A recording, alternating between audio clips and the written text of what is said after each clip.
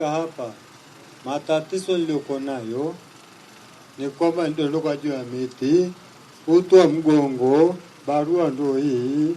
Sasa nimeshindwa, sina pesa, niuza kila kitu. Sasa nimebaki hii kama vile wanoa. Nimeomba hapa, nimechoka. Barua ndio hii, ukisomeni mtakuta mwafaka iko hapa. Ulikuwa unaomba nini? Matibabu au ulikuwa unaomba msaada? Naomba kwenda matibabu, uti wa mgongo unaniua. Haya, mkurugenzi, tengeneza utaratibu ipatikane gari impeleke Dar es Salaam ama Dodoma. Tafuta gari ya serikali, tuma na mganga apelekwe kwenye madaktari wetu bingwa wa mgongo. Mimi nilikuwa na mwananchi wangu moja Iramba pale akiwa anatembelea hivi Magongo kwa ajili ya shida hiyo ya mgongo. Amefanywa operation, sasa hivi amerudi anatembea bila magongo. Wewe mpeleke. Katibu, utapeana namba na mkurugenzi, mwelekeze kwa yule daktari. Ili lifanyike mara moja, mkurugenzi. Nilishampa ruhusa yule mama. Mama ameenda wapi? Huyo hapa. Apewe huyo mama. Sasa niombe kitu kimoja. Kwa sababu tunataka tumruhusu waziri wa maji ajibu, na hili ni jambo kubwa. Lakini nitaka pia na waziri wa barabara aseme kuhusu hii barabara. Mridhie wale wengine, na waona vijana wapo ambao wanaweza wakawasiliana kwa simu.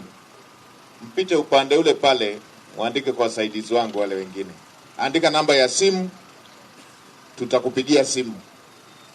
Sogeni upande huu hapa. Sogeni hapa karibu na bango hapa. Wale ambao walikuwa na jambo, andikeni. Leo nimewafungia wataalamu wangu, ndio maana mnaona nusu ya mawaziri walioko kwenye ziara wengine hawapo hapa. Tumewabakiza pale kwa ajili ya hoja moja.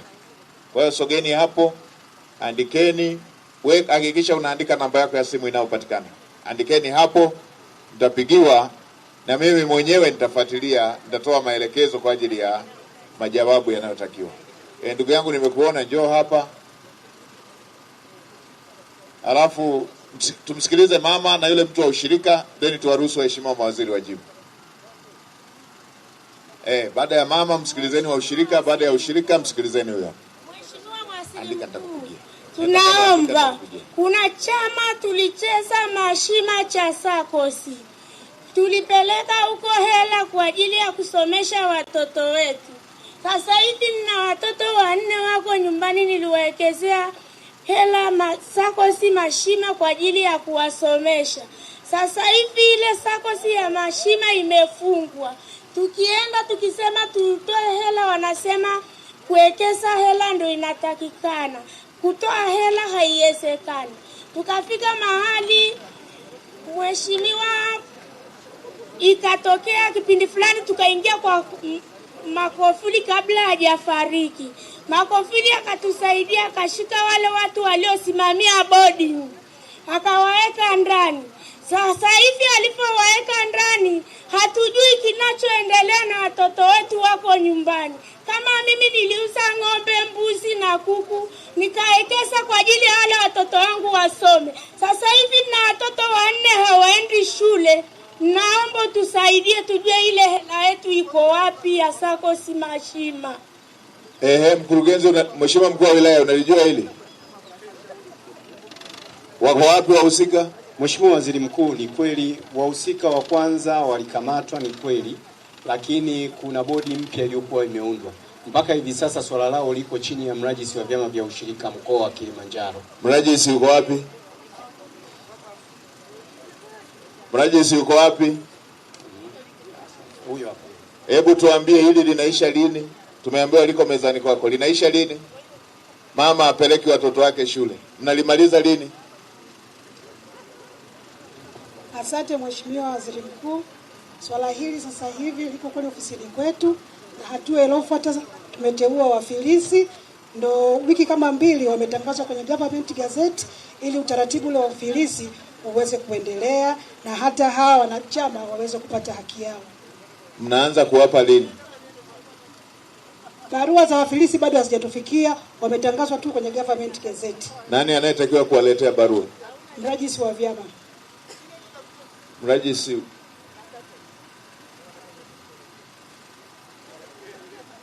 Mheshimiwa Waziri wa Kilimo, hebu tuambie hiyo barua inakuja lini?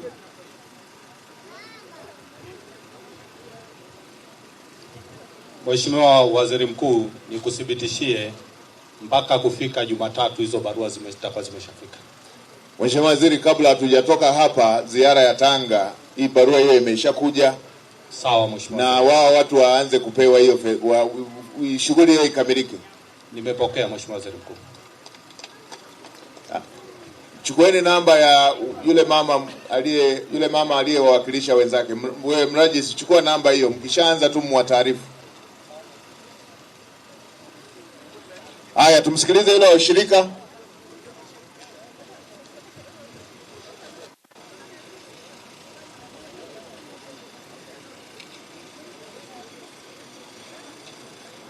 Babu yetu tuambie. Mheshimiwa Waziri Mkuu, waheshimiwa mawaziri, waheshimiwa wananchi wote Jamhuri ya Muungano wa Tanzania.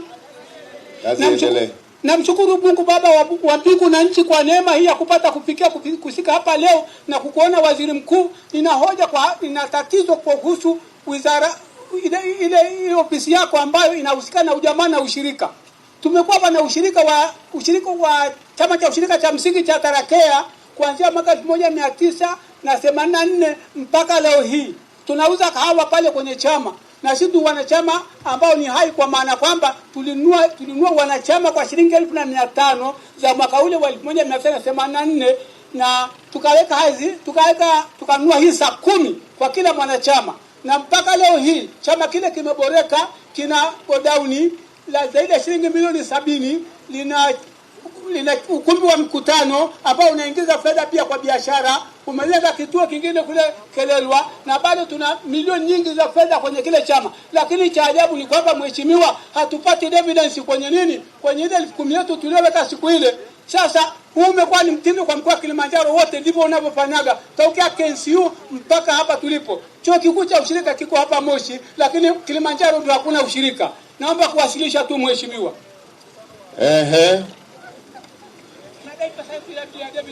Dividend. Gawiwo la kila mwaka. Dividend. Mheshimiwa Waziri, mtendaji mkuu wa ushirika huu yuko wapi?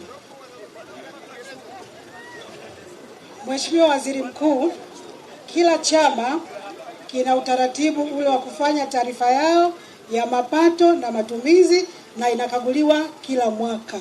Kwa hiyo sasa, kutokana na taarifa yao ya mapato na matumizi, wamekuwa wakipata faida. Na ile faida huwa inatangazwa kwenye mkutano mkuu, wanachama wanafanya maamuzi kutokana na faida yao. Unalijua hili kwamba watoi gawio? Sijalifahamu kwa sababu Tarakea AMCOS ni chama hai na kila mwaka kinafanya mikutano mikuu. Yule kiongozi wao yuko wapi? Sasa chukua namba ya huyu mzee, mtafute yule mtendaji wao mkuu, ujue kwa nini hawafanyi ya magawio na wanafanya mikutano mikuu. Haya, tumsikilize mzee wangu hapa.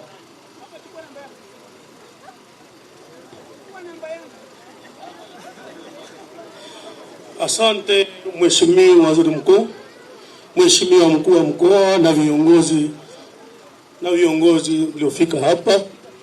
Nina kero moja ni kuhusiana na maji, na nimemwona ndugu yangu Juma Weso yuko hapa. Kero yetu ya maji ni kuhusiana na wasomamita. Wasomamita wanatukadiria kutuletea bili ambazo si sahihi. Lakini nasema kwenye kijiji changu kuna watu waliofungiwa maji lakini wanatumia flat rate. Sasa kuna mwaka mzima hii fedha inaingia kwenye mfuko gani? Na tulisema kwamba lazima tuwe na control number ya kuweza kulipa. Hapa kuna wizi unaotumika kwa idara ya maji, na mimi nishalalamika kwa meneja wa Tarakea na kuhusiana na hilo, lakini hakuna utatuzi wowote. Na hata mara mwisho nilizungumza nikamwambia nitawasiliana na Mheshimiwa Juma Weso kuhusiana na jambo liko hapa. Yuko mama mjane ana maji amefungiwa na kuna mwaka na wiki kama 4. hana mita, lakini anapelekewa bili kwa kutumia flat rate. Si sahihi. Mheshimiwa Waziri Mkuu, tunaomba, tatizo la maji ni kero kwetu. Asante. Haya, asante sana. Sasa wakati tunamleta waziri wa maji, niwaombe mtambue uwepo wa naibu waziri wa ujenzi, Mheshimiwa Godfrey Kasekenya yuko hapa.